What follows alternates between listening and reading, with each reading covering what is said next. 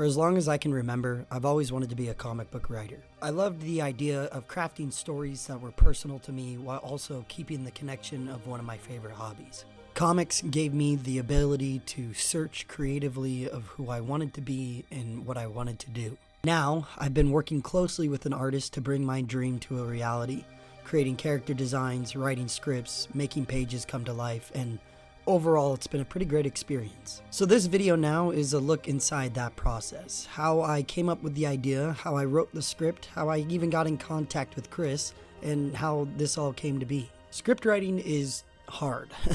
If you're someone like me who has never really written a script professionally, you can stare at a blank page for longer than you would like. I mean, half of my YouTube videos that I used to do didn't even have scripts. They were mainly just ad-lib, me talking about things that I appreciated in either animation or comics. So when I sat down to write my idea and flesh it out, I realized I'm getting a little ahead of myself. The first step I took was taking notes. I took notes on all the characters that I had created, what they were like, personalities, their aspiration, their goals, and how I could fit that into the story that I wanted to tell in my comic series. This made it easier for me to understand what the end goal of the comic would be, if I wanted it to have an end goal or if I wanted it to be an ongoing, continuous series that I could continually flesh out as the years went on. This sort of note prepping style helped me begin on my first issue. Once I was done with my first issue, I felt like I could write even more and ended up writing 4 issues in a single day. Once finished with the majority of the detail work, I had realized, wait a second, nobody knows what these characters look like. And then I also realized, I can't draw for shit. If you are a growing artist or a growing writer, social media is your best friend.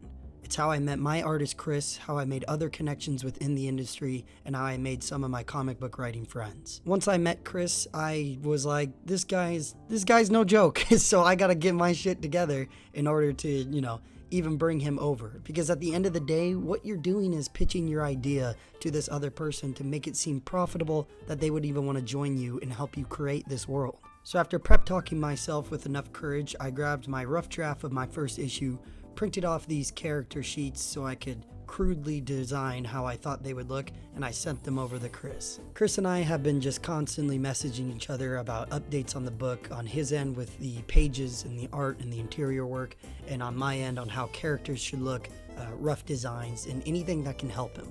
One of the biggest things I've learned is that this industry is a lot about helping each other. Sending just random words to Chris about how a character should be doesn't help him finalize the design. I have to be specific, what I'm looking for, how the body shape should be, what's their race, their gender, how tall they should be, anything in between that gives him a better chance of bringing my vision into his own. Now, almost 50 emails later, Chris and I have 8 pages out of the 12 finished. The comic book itself is called Believer, written by me and with art by Chris Peterson. It's a story about family legacy, finding yourself, and learning how to fit in a world full of superheroes. The story follows our main character Jonathan Friedman as a fateful day of heroics throws him into a world of superhero folks. The only kick is, Jonathan doesn't have any powers himself. Now, finding himself building a bigger lie than he can carry, Jonathan dives deeper into the cape-wearing world as he finds out more about himself and his family. Overall, writing this comic has helped me a lot personally. I feel more confident as a person, as a writer, and as a creative thinker.